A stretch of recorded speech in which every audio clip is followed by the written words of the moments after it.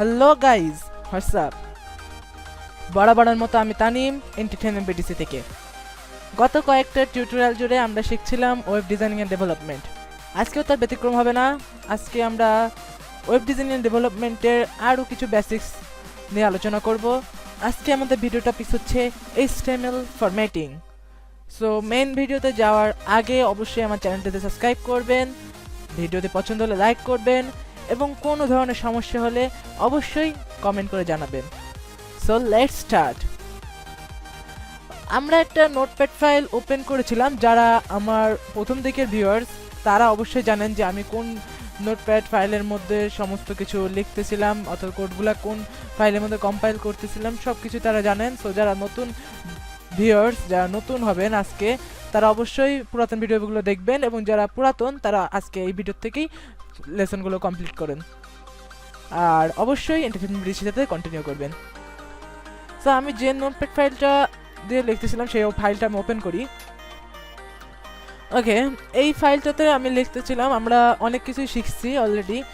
যেমন আমরা meta data শিখছি, মেটা ইনফরমেশন শিখছি, তারপরে হচ্ছে ইউনিকোড ট্রান্সফরমেশন, ফ্লোর চার্ট, এগুলো UTF এগুলো শিখছি।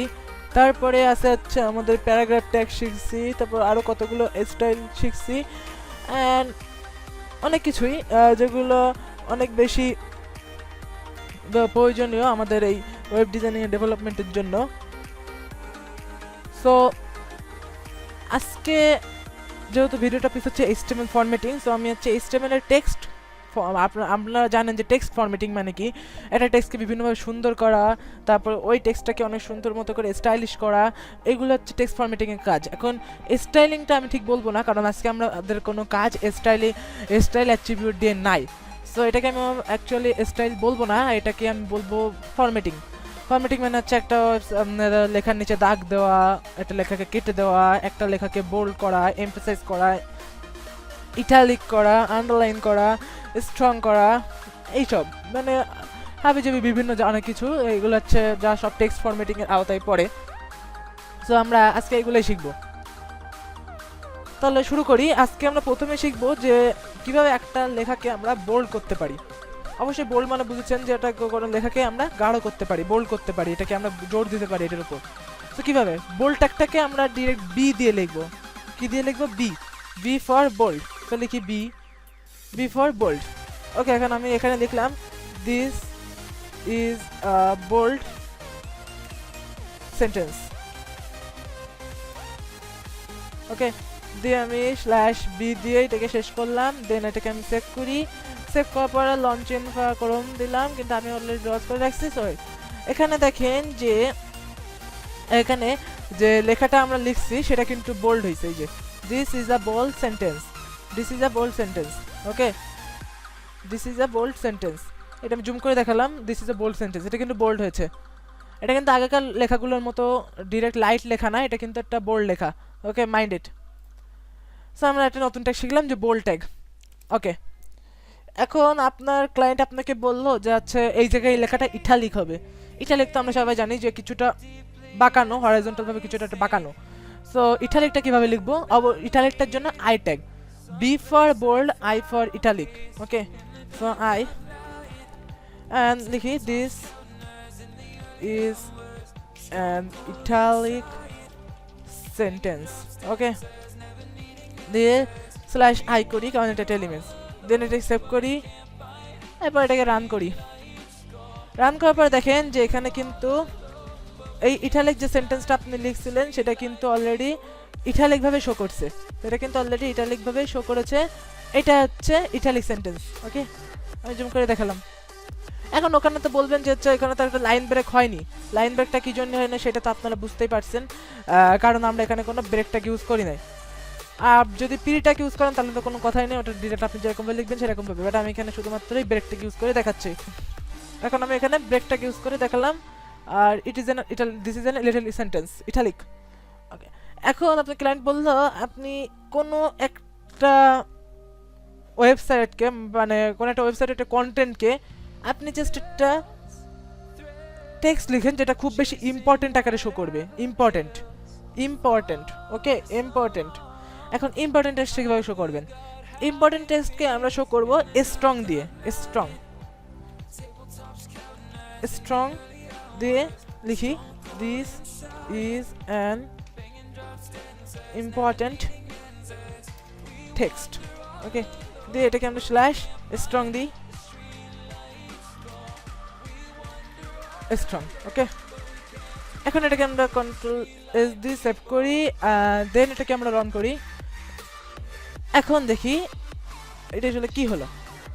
এখানে this is an important text, এটা কিন্তু আগে সেই বোল্ডটার মতোই শো করছে, এটার কিন্তু কোনো পার্থক্য নাই। স্ট্রং ইউজ করতে পারেন, বোল্ড ইউজ করতে পারেন, বাট স্ট্যান্ডার্ড অনুযায়ী যদি আপনার ক্লায়েন্ট আপনাকে বলে যে আপনি এটাকে ইম্পর্টেন্ট একটা টেক্সট হিসেবে পরিচয় দিবেন, ইম্পর্টেন্ট টেক্সট হিসেবে এটাকে ইন্ট্রোডিউস করবেন অন্যদের সামনে ওয়েব পেজটাকে, তখন আপনাকে কিন্তু এই স্ট্যান্ডার্ডও মেনটেন করতে হবে। তা না হলে কিন্তু আপনি ওখানে দেখা যায় যে অনলাইনে কি হয়, যেখানে রেটিং দেওয়ার সিস্টেম আছে, আপনার মানে যে ক্লায়েন্ট সে আপনাকে রেটিং দিতে পারবে। আপনার রেটিংটা যদি 5 হয়, মানে 5 আউট অফ 5 হয়, তাহলে কিন্তু সেটা আপনার জন্য অনেক ভালো হয়। অন্য ক্লায়েন্টটা কিন্তু তখন আপনার প্রতি আগ্রহী হবে। সো 5 আউট অফ 5 রেটিং পাওয়ার সুবিধা কি, মানে কিভাবে পাবেন? এই যে এই ধরনের স্ট্যান্ডার্ডগুলো মানবেন, এই ধরনের স্ট্যান্ডার্ডগুলো মানলে অবশ্যই আপনি 5 স্টার পাবেন, 5 আউট অফ 5। ওকে, এখন this is an important text, এটা আমরা স্ট্রং দিয়ে করলাম।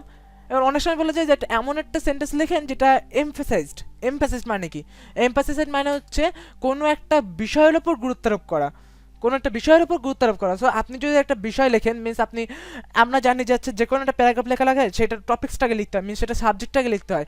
সো ওই যে প্যারাগ্রাফটা আমরা লিখবো তার সাবজেক্টটা যদি আমরা কোনো কারণে লিখতে যাই, তাহলে সেখানে আমরা বোল্ডটাকে ইউজ করবো না বা স্ট্রং ইউজ করবো না, আমরা এমফাসিসটা ইউজ করবো। এমফাসিসটা কিন্তু শো করবে সেই ইটালিকের মতোই, এমফাসিসটা ইটালিকের মতো শো করবে। আমি দেখাই, এখানে M for emphasized. Okay, and এখানে আমি লিখি this is an emphasized text. ওকে, স্ল্যাশ em, এটাকে আমরা সেভ করি, আর এখানে একটা ব্রেক দিয়ে ট্যাগ দিয়ে দিই, নাহলে ওটা একসাথে শো করবে, স্ল্যাশ বিয়ার, এন্ড এখানে একটা দিয়ে দিই, নাহলে একই সাথে শো করে বিয়ার। ওকে, দেন আমরা এটাকে সেভ করলাম। সেভ করার পরে এখন যদি আমরা এটাকে রিলোড করি, দেখেন এখানে যে বোল্ড লিখছিলাম, ইটালিকটা লিখছিলাম, এখানে এমফাসাইজ টেক্সট, এইটা কিন্তু সেই ইটালিকের মতোই হয়েছে। এটা আর এই ইটালিকটা, এটা দুইটার মধ্যে কিন্তু কোনো পার্থক্য নাই। আপনারা, আমি আশা করি যে আপনারা বুঝছেন যে এখানে কোনো পার্থক্য নাই। কিন্তু ওই যে এমফাসাইজমেন্টটা কি, কোনো একটা বিষয়ের উপর গুরুত্ব আরোপ দেওয়া, তখন আপনি এটা ইউজ করবেন। আর অন্য কোনো উদ্দেশ্যে এটা ইউজ করার অর্থ আমি মনে করি না, অ্যাটলিস্ট আমি মনে করি না। ওকে, এখন অনেক সময় দেখা যায় যে আপনি এটা, মানে কি বলা যায়, আপনি একটা সেন্টেন্সকে মার্ক করতে যাচ্ছেন। আমরা অনেকে মার্ক করা বুঝি যে ইম্পর্টেন্ট কোনো কিছু একটা লাইনকে মার্ক করতে যাচ্ছেন, সেক্ষেত্রে এখন কি হবে? আচ্ছা, সেটা শেখার আগে আমরা এখানে একটা বিয়ার ট্যাগ দিয়ে দিই, বিয়ার স্ল্যাশ। ওকে, এখন এখানে আমরা একটা মার্কটাকে ইউজ করি, দেখি কি হয়। মার্ক করতে হচ্ছে এটা হাইলাইট করবে মিনস কেমন, ওই লেখার তলা দিয়ে এটা হলুদ, কিংবা হলুদটা হচ্ছে ডিফল্ট কালার, মানে ইয়েলোটা হচ্ছে ডিফল্ট কালার HTML5 এর।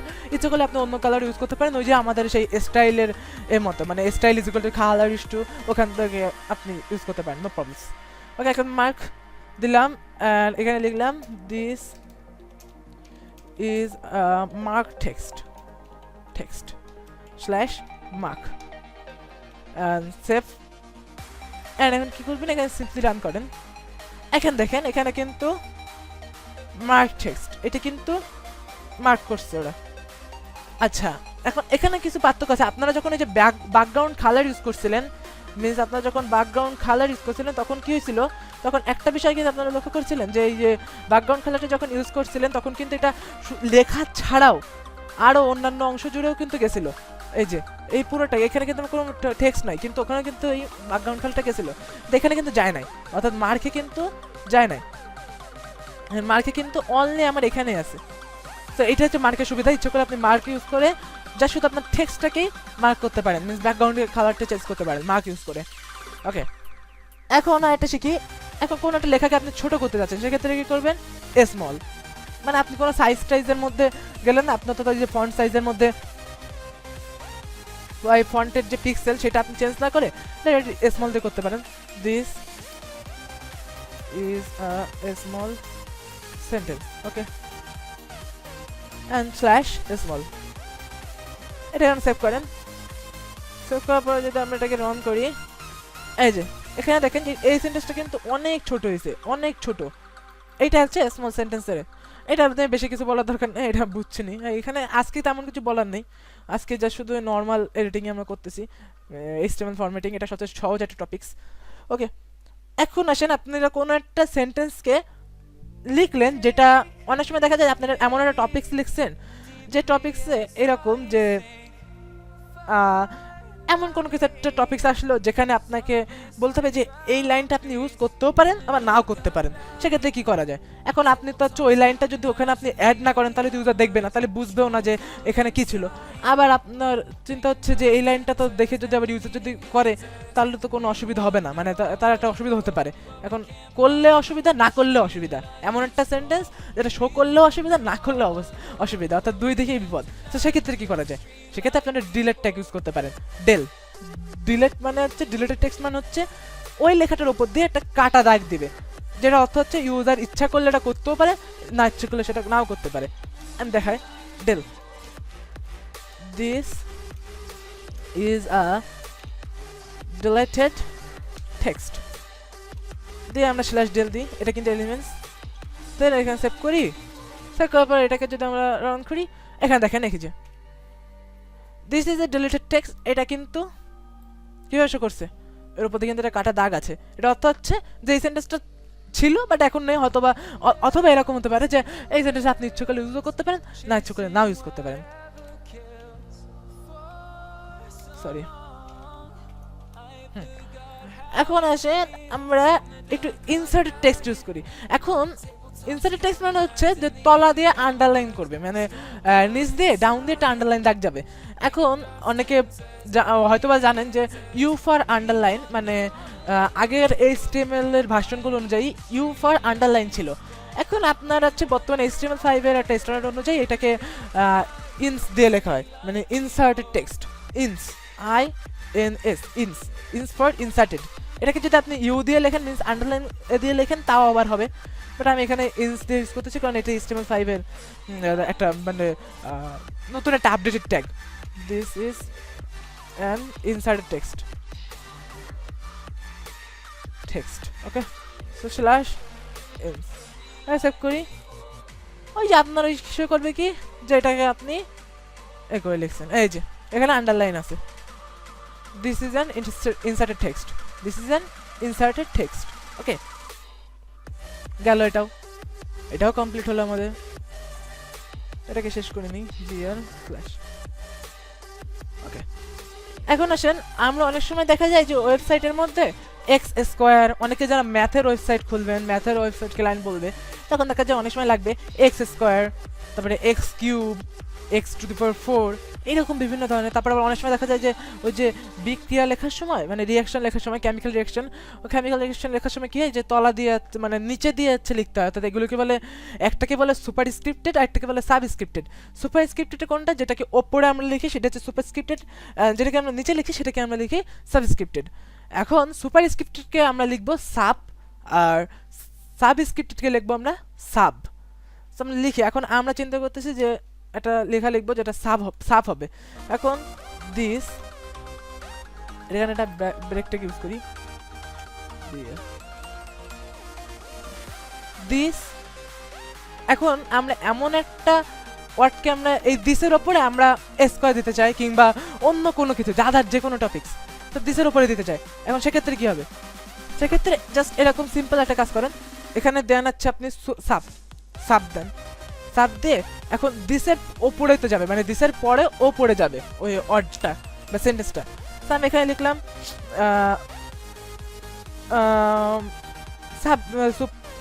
সুপারস্ক্রিপ্টেড টেক্সট। ওকে, সুপারস্ক্রিপ্টেড টেক্সট, এটাকে এখন আমরা সাব দিয়ে স্ল্যাশ সাব দিয়ে তো শেষ করতে হবে, করলাম। This superscripted text is on the is on this, okay this লিখি আমরা is on this, তাহলে ভালো দেখাবে। Okay, this subscripted text is on this. So এটাকে আমরা সেভ করি। সেভ করে যদি আমরা এখানে এটাকে রিলোড করি, এখানে দেখেন আমি যেটা বোঝাতে চাইছি যে এই যে সুপারস্ক্রিপ্টেড টেক্সটটা যেটা, সেটা দিসের উপরে আছে। This superscripted text is on this. এটা আপনি যখন কোনো স্কোয়ার ইউজ করতে যাবেন কিংবা যখন কোনো কেমিক্যাল রিঅ্যাকশন দিতে যাবেন তখন সেক্ষেত্রে ইউজ হবে। আমি দেখাই যে আমি দেখাই সুপারস্ক্রিপ্টেড লিখছি না, এখন সুপারস্ক্রিপ্টেড টেক্সট এটাকে আমরা লিখলাম। এখন আমরা যদি হচ্ছে এক্স স্কোয়ার লিখতে যাই তাহলে সেক্ষেত্রে কি হবে? আচ্ছা আমরা কি ব্রেক টেক দিয়ে শেষ করে নিই। হ্যাঁ, এখন আমরা একটা এক্স স্কোয়ার লিখতে চাই, তখন এক্স এর পরে তো আমাদের স্কোয়ারটা উপরে উঠবে, আমরা সেটা জানি। তো তাহলে আমরা পরেই দিব, মানে যখন মানে যে ওয়ার্ডটাকে বা যে সেন্টেন্সটাকে আমরা উপরে উঠাবো সেই সেন্টেন্সের আগে হচ্ছে আমাদের ট্যাগটা ইউজ হবে সুপারস্ক্রিপ্টেড স্কোয়ার। ওকে, এখন এটাকে আমরা স্ল্যাশ সাব দিই, দিয়ে সেভ করি। এখন যদি আমরা এটাকে রিলোড করি, দেখেন এখানে কিন্তু এক্স স্কোয়ার ওপরে, এক্স স্কোয়ার কিন্তু ওপরে গেছে, এক্স স্কোয়ার কিন্তু ওপরে গেছে। এটা হচ্ছে সাবস্ক্রিপ্টেড। এখন যদি আমরা সুপারস্ক্রিপ্টেড বলি তাহলে কি হয়? আচ্ছা আমরা এই লেখার ডেট কপি করি, আমি আর বেশি করতে চাচ্ছি না। সো কপি করলাম, কপি করার পরে এখানে আমরা পেস্ট করি। এখানে যা শুধু সাব পি এর বদলে বি দিই, আর এখানেও পি এর বদলে বি দিই।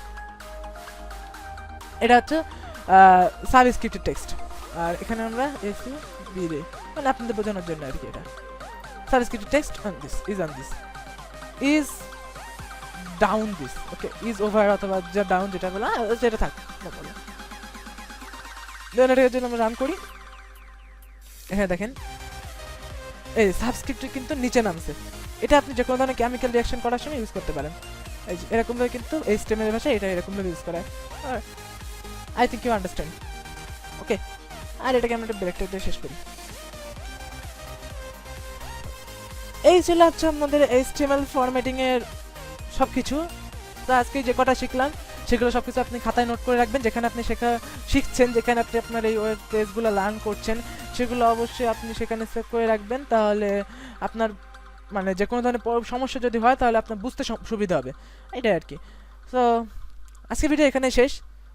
বরাবরের মতো আবারও বলছি, যদি আপনাদের কোনো সমস্যা থাকে অবশ্যই আমাকে নক করবেন, কমেন্ট করবেন, আমি অবশ্যই রিপ্লাই দেওয়ার চেষ্টা করব। আর একটা কথা, যারা এখনও আমার চ্যানেল সাবস্ক্রাইব করেননি অবশ্যই সাবস্ক্রাইব করবেন নতুন নতুন ভিডিও নোটিফিকেশন পাওয়ার জন্য। আর এই ভিডিওটি পছন্দ হলে লাইক দেবেন। তো পরবর্তী ভিডিও আমাদের হবে আর কি HTML কোটেশন। সেই পর্যন্ত সবাই ভালো থাকবেন, সুস্থ থাকবেন, গুড বাই।